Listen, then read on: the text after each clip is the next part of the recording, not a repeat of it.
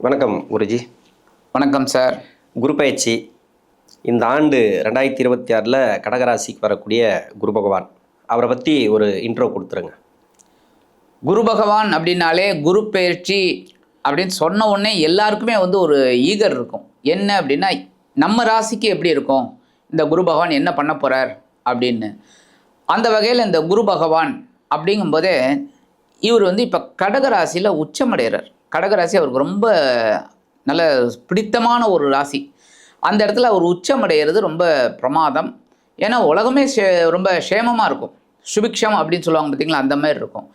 அந்த வகையில் இந்த குரு பகவான் 1/6/2026 25/6/2027 வரைக்கும் கடகராசியில் இருக்கார். இன்பிட்வீன் பார்த்தீங்கன்னா ஒரு அக்டோபர் லாஸ்ட்டு, ஆக்சுவலாக 1 நவம்பர்னு வச்சுக்கலாம். அப்போ அதிசாரமாக சிம்மத்துக்கு போகிறார். சிம்மமும் இவருக்கு ரொம்ப உகந்த வீடு தான், ரொம்ப நட்பு வீடு. அப்போ அங்கே ஒரு 2 மாதம் இருக்கார். அதுக்கப்புறம் அப்படியே வக்ரமாகி அதே இதில் இதில் கடகத்துக்கு வந்துடுறார். கடகத்தில் வக்ரமாக வந்து அப்புறம் வக்ர நிவர்த்தி ஆகி இந்த 25/6/2027 வரைக்கும் கடகத்திலே இருக்கார். அதுக்கப்புறம் தான் சிம்மத்துக்கு வரப்போகிறார்.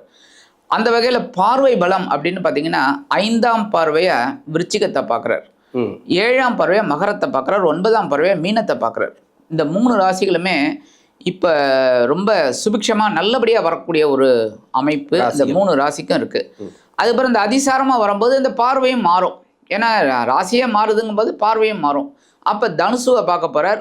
அதுக்கப்புறம் பார்த்திங்கன்னா கும்பம், மேஷம். ஸோ இந்த 3 ராசிகளும் ஒரு 2 மாதத்துக்கு கொஞ்சம் இது இருக்கும்.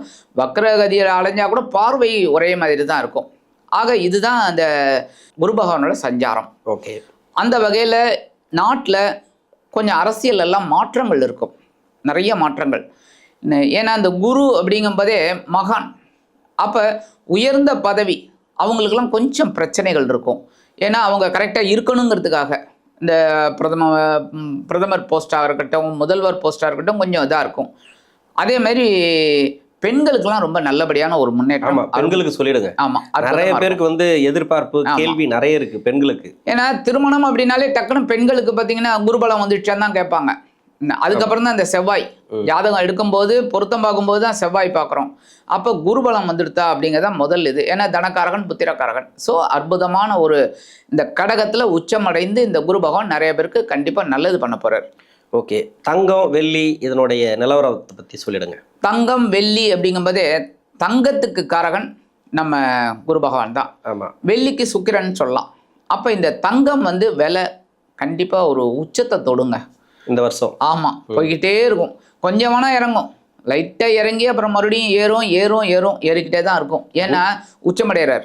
உச்சமடையும் போது கோல்டு கண்டிப்பாக விலை ஏறும். அதான் குருவும் உச்சம், தங்கமும் உச்சம் அந்த மாதிரி தான் வரும்.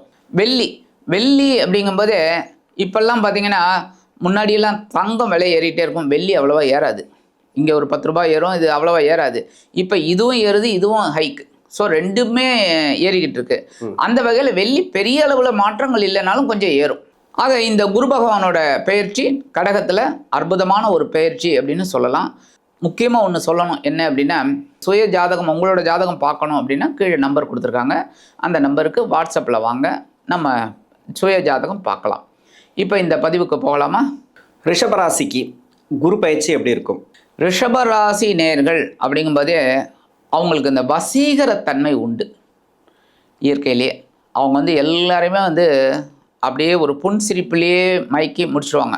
சுக்கரனோட வீடு. ஆமாம், அதனால் சந்தோஷமாக இருக்கக்கூடிய ஒரு இது. அதே சமயம் அவங்களுக்கும் ஏகப்பட்ட டென்ஷன். 11ஆம் இடத்துல சனி பகவான் லாபத்தை கொடுக்கல. 2ஆம் இடத்துல குரு. ஏன் அப்படின்னா இவங்களுக்கு வர்ற வருமானம் எல்லாமே கடனை அடைக்கிறதுல தான் போகிறது. அப்போ சேவிங்ஸ்ன்னு என்ன இருக்குது, ஏதோ சொற்ப அமௌண்ட் அப்படி தான் போயிட்டுருக்கு. சரி, 2ஆம் இடத்துல இருந்த குரு நல்லது பண்ணினாரா அப்படின்னா பரவாயில்லைங்கிற ஒரு சிச்சுவேஷனில் அவங்களுக்கு ஒரு இது கொடுத்தார். இப்போ அவர் 3ஆம் இடத்துக்கு வரார். ஸ்தான பலம் இல்லை. என்ன தான் உச்ச குரு அப்படின்னாலும் 3ஆம் இடம் அரைமறைவு. அந்த அரைமறைவு ஸ்தானத்தில் இவர் உட்காரும்போது, அதாவது இந்த இடத்துல என்ன நம்ம கவனிக்கணும்னா, காரகத்துவம் பாவகத்துவம் 2 இருக்குது. காரகத்துவம்ங்கும்போது உங்களுக்கே தெரியும், தனக்காரகன் புத்திரக்காரகன். பாவகத்துவம் அப்படின்னா 3ஆம் இடம். 3ஆம் இடத்தை அவர் அமுக்குவார். குரு வந்து ஸ்தானபலம் இல்லைங்கும்போது அமுக்குவார். என்ன உச்ச குரு வேற. அப்போ என்ன முயற்சிகளில் தடையை கொடுப்பார். ஏன்னா இவன் எழுந்தா தானே இவன் வந்து இந்த முயற்சி பண்ணுவான், பண்ணினா தானே அவனுக்கு வெற்றி, காசு வரும், தனம் வரும், எப்படி அதை அமுக்கு அப்படின்னு அதை மீறி நம்ம செயல்படணும். ஏன்னா கிரகங்கள் அதோட கடமையை அது கரெக்டாக செய்யும். நம்ம அதுக்கு மேலே வரணும். ஏன்னா நமக்கு அறிவு, அதுதான் பகுத்தறிவுங்க. இப்போ பகுத்தறிவுங்கிறது எல்லாருமே வந்து தப்பாக புரிஞ்சுட்டு இருக்காங்க. கடவுளை நம்புறவன் தான் காட்டு மிராண்டி, பகுத்தறிவு இல்லைன்னு சொல்கிறாங்க. பகுத்தறிவுங்கிறது நம்ம வந்து யோசிக்கணும்.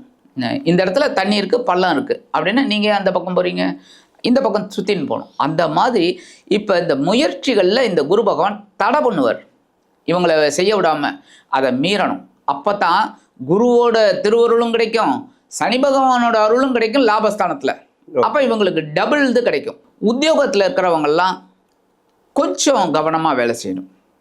ஏன்னா இது வரைக்கும் வந்து அவங்களுக்கு அதிர்ஷ்ட காற்றுன்னு அடிச்சிருந்தது. அப்போ இவங்க வேலையே செய்யலைன்னா கூட இவங்களுக்கு வந்து வருமானம் வந்துருந்தது. உத்தியோகத்தில் எந்தவித கேள்விகளும் கேட்கல, ஆனால் இப்போ கேட்க ஆரம்பிச்சிருவாங்க. நீ ஏன் சும்மா இருக்க, இந்த வேலையை என்ன செய்யலை, அந்த வேலையை ஏன் பெண்டிங் வச்சுருக்க அப்படின்னு கேட்க ஆரம்பிச்சிருவாங்க. ஸோ இந்த இடத்துல தான் நான் சொல்கிறேன், நம்மளோட கவனங்களை அங்கே கொடுக்கணும். கொடுத்து நம்ம அந்த ஒர்க்கில் என்ன கான்சன்ட்ரேஷன், அவங்களுக்கு என்ன துறை ஒதுக்கப்பட்டதோ அந்த துறையில் அவங்க கரெக்டாக கான்சன்ட்ரேஷன் எடுத்தாங்கன்னா உத்தியோகத்தில் அவங்க மேன்மையான ஒரு பலன்களை கண்டிப்பாக எதிர்பார்க்கலாம். அக்டோபர் லாஸ்ட்டில் நவம்பர் டிசம்பரில் குரு மறுபடியும் அதிசாரமாக போகிறார் அப்படிங்கும்போது கொஞ்சம் பரவாயில்லைங்கிற மாதிரி சுச்சுவேஷன் வரும். ஏன்னா 4ஆம் இடம் 3 விட 4 பரவாயில்லைங்கும்போது அப்போ இந்த ரிஷபராசிக்கு ஓரளவுக்கு ஒரு நல்ல டேர்னிங் பாயிண்ட் கிடைக்கும். பட் மறுபடியும் அவர் வந்து குரு அந்த இடத்துல தான், கடகத்தில் தான் அவர் வரார். அப்போ உத்தியோகத்தில் இருக்கிறவா ரொம்ப கவனமாக இருக்கணும், இல்லைன்னா உத்தியோகம் மாற்றமாகும். என்ன ஏன்னா வேறு வேலை தேடிக்கோப்பா அப்படின்றவாங்க. அப்போ நம்ம வேறு வேலை தேடுற மாதிரி வரும். ஸோ அப்போ அது முயற்சி பண்ணுற மாதிரி ஆகும். அதனால் இருக்கிற வேலையை தக்க வச்சுக்கிறது ரொம்ப ரொம்ப பெஸ்ட்டு. அடுத்தபடியாக தொழில் வியாபாரம். ஏன்னா நிறைய பேர் இப்போ தொழில் வியாபாரத்தில் தான் இருக்காங்க. எல்லாருமே நிறைய பேர் வந்து ஒரு சின்ன பொட்டி கிடையாது போட்டுக்கிட்டு உட்காந்துடலான்னு. ஏன்னா சில இடத்துல சில பேருக்கு அந்த ஒரு எண்ணம். அப்போ இந்த தொழில் வியாபாரிகள் இது வரைக்கும் சக்ஸஸ் ஆனாங்க, மார்க்கெட்டிங்கில் எல்லாமே சூப்பராக இருந்தாங்க. இப்போ அவங்களுக்கு கண்டிப்பாக ஒரு டேர்னிங் பாயிண்ட் கிடைக்கும், கவனமாக இருக்கணும். அதேமாரி கூட்டாளிகள்கிட்ட சண்டை வரும், அதெல்லாம் கொஞ்சம் கவனமாக இருக்கிறது ரொம்ப ரொம்ப நல்லது. ஏன்னா இந்த குருவோட பார்வைங்கிறது இவங்களுக்கு வந்து ஓரளவுக்கு அற்புதம். ஏன்னா 5ஆம் பார்வை 7ஆம் இடத்தை பார்க்குறார், 7ஆம் பார்வை 9ஆம் இடத்தை பார்க்குறார், அதேமாரி 9ஆம் பார்வை 11ஆம் இடத்தை பார்க்க போகிறார். ஸோ சனி பகவான் 11ஆம் இடத்துல இருக்கும்போது குரு பகவான் பார்க்குறது ரொம்ப விசேஷம். ஸோ எல்லாத்துலேயும் அவங்களுக்கு வந்து நல்ல ஒரு முன்னேற்றம் கிடைக்கணும் அப்படின்னா முயற்சிகளை அவங்க எடுக்கணும். கொஞ்சம் லேசினஸை குறைக்கணும், சந்தோஷத்தை கொஞ்சம் குறைக்கணும். குறைச்சிட்டு எடுத்தாங்கன்னா அவங்களுக்கு வெற்றி. ஓகே, இந்த குருடைய பார்வை பலன்கள் இருக்கு இல்லையா? ஆமாம். இந்த ரிஷபராசிக்கு என்ன பண்ணும்? ரிஷபராசிக்கு 5ஆம் பார்வை 7ஆம் இடத்தை பார்க்குறார். 7ஆம் இடம் அப்படிங்கிறது நண்பர்கள், கணவன் மனைவி, அதேமாதிரி சுபகாரியங்கள், இதெல்லாம் வந்து அந்த ஸ்தானம். அப்போ கணவன் மனைவி ஒற்றுமை சூப்பராக இருக்கும். சாதாரணமாக ரிஷபராசி நேர்கள் காளை தான் வாகனம், ஆனால் காளை மாதிரி இருக்க மாட்டாங்க. கல்யாணத்துக்கு அப்புறம் அவங்களுக்கு வந்து மூக்கணாங்கயிறு போட்ட காளை தான் என்ன, அப்படியே மாறிடுவாங்க என்ன. அப்போ அவங்களுக்கு இந்த கணவன் மனைவி உறவு ஜோராக இருக்கும். நல்ல எவ்வளோ டென்ஷன் இருக்கும். அதாவது சொல்லுவாங்களே இந்த ஒரு இதில் குடிசை பற்றி எரியும் என்ன, இவன் போய் பீடிக்கு நெருப்பு கேட்பான் என்ன. அப்போ அவன் எவ்வளவு மனநிலையில் அமைதியாக இருக்கான்னு பாருங்கள். அந்த மாதிரி இவங்களுக்கு வந்து எவ்வளோ பிரச்சனைகள் இருந்தாலும் இவங்க வந்து நல்ல ஒரு கணவன் மனைவி அண்டர்ஸ்டாண்டிங் நல்லபடியாக இருக்கும். அதேமாரி முக்கியமாக திருமணமாகாத குழந்தைகளுக்கு திருமண யோகம் உண்டாகும். நல்ல ஒரு 7ஆம் இடத்தை பார்க்குறாரு. அதேமாரி நண்பர்களோட ஆதரவு இவங்களுக்கு அற்புதமாக கிடைக்கும். சாதாரணமாகவே பார்ட்னர்ஷிப். இந்த உத்தியோகத்தில் கூட பார்த்தீங்கன்னா சக நண்பர்கள் நிறைய பேர் வந்து நகமும் சதையும் மாதிரி இருப்பாங்க என்ன. சப்போஸ் இவன் செய்யாத வேலையை கூட அவன் செஞ்சு முடிச்சு கொடுத்துருவான் என்ன. ஏன்னா இப்போலாம் சிஸ்டம் தானே, அதனால் நீங்கள் செய்யலை அப்படின்னா நான் உங்களுக்காக செஞ்சு கொடுத்துட்றது என்ன. இவன் ஜாலியாக இருப்பான். அந்த மாதிரி ஒரு நல்ல நண்பர்கள் இவங்களுக்கு தக்க ஒரு இதாக இருப்பாங்க. அதே மாதிரி பார்த்தீங்கன்னா 7ஆம் பார்வை 9ஆம் இடத்தை பார்க்குறாரு. தந்தையரோட ஆசீர்வாதம் கிடைக்கும். அதேமாரி தந்தையரோட பூர்வீக சொத்துக்கள் கிடைக்கிறதுக்கு வாய்ப்பு இருக்குது. அதேமாரி நிறைய இந்த தந்தை வழி உறவினர்கள், சித்தப்பா பையன், பெரியப்பா பையன், அவங்களாம் ரொம்ப இதுவாக இருக்கிறதுக்கு நல்லது. அதேமாரி மூத்த உடன் பிறப்பு அண்ணன் ரொம்ப ஹெல்ப்பாக இருப்பார். இது வரைக்கும் எப்படி இருந்தாங்களோ ஆனால் இப்போ நல்லா இருப்பாங்க. அடுத்தபடியாக ஏற்கனவே சொன்ன மாதிரி 11ஆம் இடத்தை பார்க்குறது ரொம்ப விசேஷம், லாபம். ஸோ முயற்சி எடுத்து அந்த லாபம் வரும். ஏன்னா எப்போவுமே லாபம் வந்து நம்ம கையில் தான் இருக்குது. நம்ம எந்த அளவுக்கு உழைக்கிறோமோ அப்போ தான் லாபம் வரும். லேசினஸாக ஒரு சூப்பர் மார்க்கெட் இருக்குது சார், டெய்லி கடையை திறந்து காலையிலேருந்து நைட்டு வரைக்கும் உட்காந்து தான் வியாபாரம் ஓடும். 10 நாள் லீவ் விட்டு போங்க, ஓடாது. 10 நாளும் ஓடாது. அதுக்கப்புறம் நீங்கள் வச்சா திறந்தா கூட வரத்துக்கு வாய்ப்பு இருக்காது, கொஞ்சம் கொஞ்சம். ஏன்னா நிறைய காம்படிஷன், இந்த வேர்ல்டே வந்து காம்படிஷன்.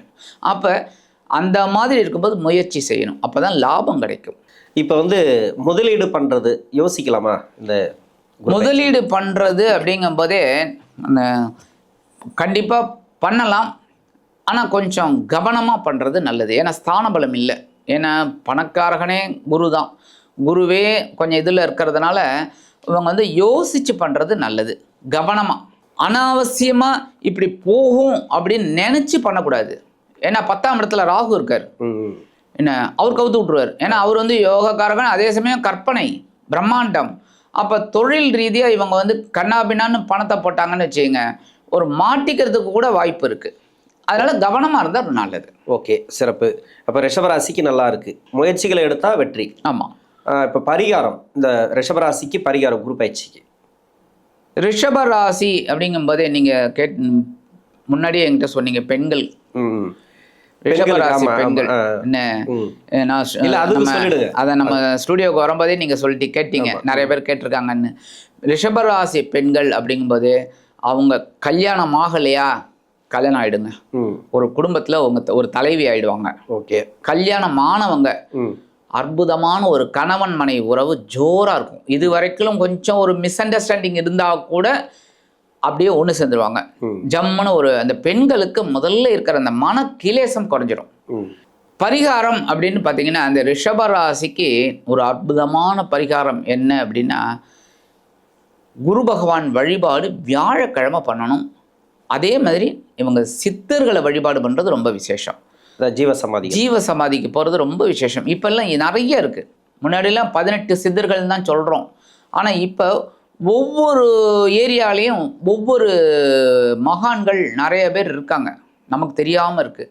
ஸோ அவங்கவங்க ஊரில் இருக்கிற சித்தர்களை வழிபாடு பண்ணுறது ரொம்ப விசேஷம். அப்படி இல்லைன்னா ராகவேந்திரரை வழிபாடு பண்ணுறது நல்லது. வியாழக்கிழமை விரதம் இருந்தால் ரொம்ப ரொம்ப விசேஷம். அது முடியாதவர்கள் வியாழக்கிழமை ஒரு நெய் தீபம் போட்டாலே குரு பகவானோட அருள் கண்டிப்பாக கிடைக்கும். ஆக இந்த சின்ன பரிகாரம் இந்த ரிஷபராசினியர்கள் பண்ணினாலே இவங்களுக்கு இந்த வாழ்க்கையில் மறக்க முடியாத ஒரு நன்மைகள் கண்டிப்பாக கிடைக்கும் என்று கூறி விடைபெறுகிறேன். நன்றி. நன்றி.